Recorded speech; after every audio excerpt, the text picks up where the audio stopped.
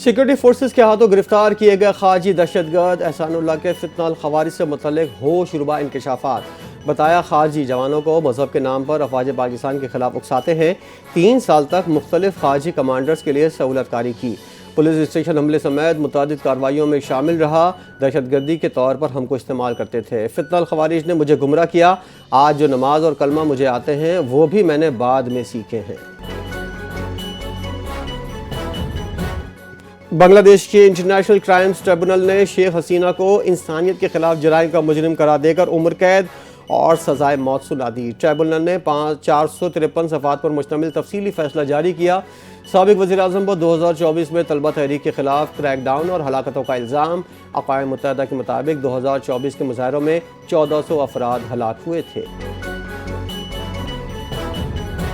ججز کے استعفے پاکستان میں آئین و انصاف کے لیے لمحہ فکریہ ہے سوشل میڈیا پر خواجہ سعد رفیق کی طویل پوسٹ میں کہنا تھا جسٹس اطہر من اللہ اور جسٹس منصور علی شاہ سپریم کورٹ سے مستعفی ہوئے لاہور ہائی کورٹ کی جسٹس شمس محمود بھی مستعفی ہونے والوں میں شامل ہیں اطہر من اللہ عدلیہ کے گنے چنے دیانتدار ججز میں شامل ہیں سابق وفاقی وزیر نے کہا جسٹس منصور نے بطور chief justice Lahore high court شاندار کام کیا تھا پاکستان اور چین کا انسداد دہشت گردی اور سیکیورٹی تعاون بڑھانے پر اتفاق چینی سفیر کی وزیر داخلہ محسن نقوی سے ملاقات پاک چین 2 طرفہ تعلقات اور باہمی امور پر تبادلہ خیال چینی سفیر کی اسلام آباد خودکش حملے کی مذمت جاں باک افراد کے لیے تعزیت کی وزیر داخلہ محسن نقوی نے کہا چین ہمارا بااعتماد دوست ہے مشکل وقت میں ہمیشہ کام آتا ہے راولپنڈی انسداد دہشت گردی عدالت میں علی خان کی جائیدادوں سے متعلق رپورٹ پیش علی خان آج بھی پیش نہ ہوئی دوبارہ ناقابل ضمانت گرفتاری کے وارنٹ جاری بورڈ آف ریونیو کی رپورٹ کے مطابق علی خان پنجاب میں 338 کینال اراضی کی مالکن ملزمہ کے پہلے سے 15 بینک اکاؤنٹس منجمد کیے جا چکے ہیں سپریم کورٹ میں منشیات کیس کے ملزم کی درخواست ضمانت پر سماعت منشیات شہروں تک کیسے پہنچتی ہے جسٹس جمال مندوخیل کے ریمارکس بارڈر پر منشیات کو کیوں نہیں روکا جاتا عدالت سیکیورٹی اداروں پر برہم کہا بلوچستان کے 3 اضلاع میں منشیات کی فصلیں کاشت ہو رہی ہیں ضیاء دور کا دیا ہوا تحفہ ہے بھگتے اس کو پاکستان کا افغانستان کے ساتھ سرحد غیر معینہ مدت تک کے لیے بند رکھنے کا فیصلہ ذرائع کے مطابق 2 طرفہ کشیدگی میں اضافہ افغان حکام کی تاجروں کو پاکستان پر انحصار ختم کرنے کی وارننگ کے طور پر ہوا ہے کالعدم ٹی ٹی پی اور دیگر تنظیموں کے خلاف ٹھوس اقدامات تک سرحدیں بند رہیں گی سندھ کے سینئر وزیر شرجیل میمن ناصر حسین شاہ سعید غنی اور ذوالفقار علی شاہ کا کینٹ اسٹیشن کا دورہ وفاقی سیکرٹری ریلوے نے صوبائی وزراء کو کینٹ اسٹیشن اور شالیمار ایکسپریس کا دورہ کروایا سندھ حکومت کے تعاون سے کینٹ اسٹیشن کی اپ گریڈیشن وزراء کا اظہار اطمینان شرجیل میمن نے کہا کینٹ اسٹیشن پر جدید سہولیات سے مسافروں کی مشکلات میں کمی آئے گی سندھ حکومت عوام کی بہتر سفری سہولیات کی فراہمی کے لیے وفاق کے ساتھ بھرپور تعاون کر رہی ہے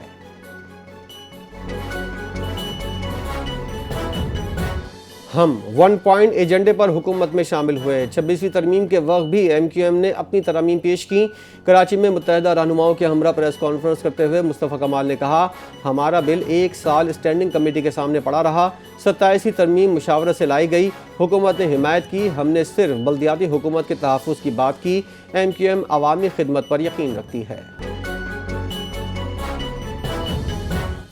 ترجمان سندھ حکومت سعدیہ جاوید کا مصطفیٰ کمال کی پریس کانفرنس پر رد عمل کہا لسانیت کا چورن بیچنے والے ہمیشہ روتے رہیں گے ایم کیو ایم نے کراچی کا سودا ہمیشہ سستے میں کیا پی آئی ڈی سی ایل کے ذریعے فنڈز لینے والے آج نئی کہانیاں سنا رہے ہیں ایم کیو ایم نے لوکل گورنمنٹ کا حشر خراب کیا ان کو اختیارات نہیں پیدا گیری کا نظام چاہیے ایم کیو ایم اپنی ہر ناکامی کو کامیابی بنا کر پیش کرتی ہے کراچی کو برباد کرنے والے آج کراچی کا رونا رو رہے ہیں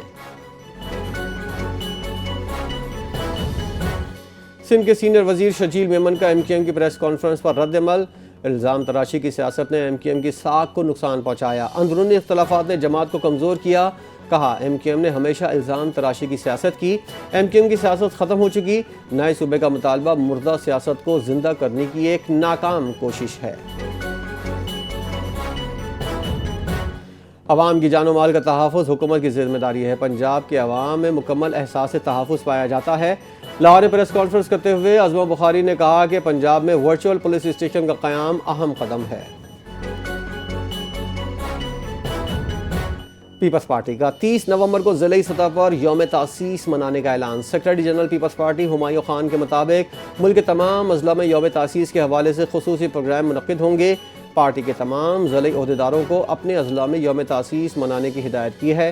کہا یوم تاسیس کے موقع پر پیپلز پارٹی کی 5 دہائیوں سے زائد سیاسی جدوجہد، قربانیوں اور عوامی خدمت کو اجاگر کیا جائے گا۔ وفاقی حکومت کا شوگر سیکٹر مکمل ڈی ریگولیٹ کرنے کا فیصلہ۔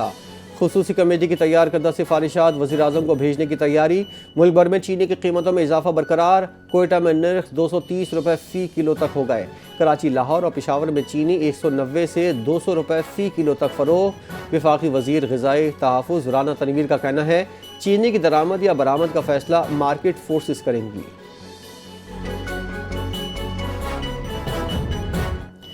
پنجاب بھر میں دفعہ 144 کے نفاذ میں 7 روز کی توسیع۔ صوبائی محکمہ داخلہ نے نوٹیفیکیشن جاری کر دیا۔ احتجاج، جلسے جلوس، ریلیاں اور عوامی اجتماعات پر پابندی۔ 4 یا زائد افراد کا عوامی مقامات پر جمع ہونا ممنوع۔ اسلحے کی نمائش، نفرت آمیز مواد کی اشاعت اور لاؤڈ اسپیکر کے استعمال پر بھی پابندی رہے گی۔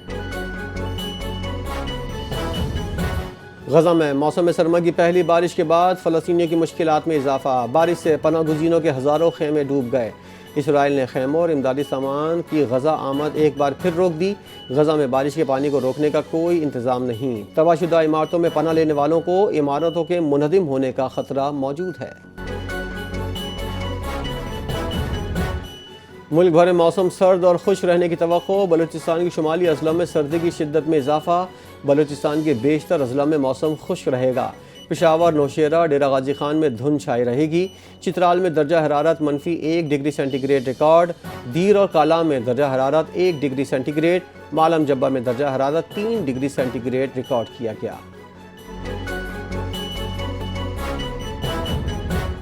سعودی عرب میں المناک واقعہ۔ مدینہ کے قریب ایک بس اور ڈیزل ٹینکر کے درمیان تصادم۔ 42 افراد جاں بحق۔ بس میں سوار افراد بھارتی عمرہ زائرین تھے۔ ہنگامی ٹیمیں اور حکام موقع پر امدادی کارروائیاں جاری۔ سیکریٹریٹ میں کنٹرول روم قائم۔ اہل خانہ کو معلومات فراہم کی جائیں گی۔ Consulate general of India Jeddah نے 24 گھنٹوں کی ہیلپ لائن فعال کر دی۔ بابر اعظم کی ون ڈے سینچریز پر ٹیم کا بھرپور جشن۔ رضوان کے 100 میچ مکمل۔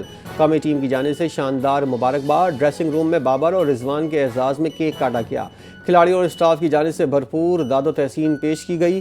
سری لنکا کے خلاف تقریباً 2 سال بعد بابر اعظم کی سینچری 20 سینچریوں کے ساتھ سعید ونورا کے ہم پلہ ہو گئے۔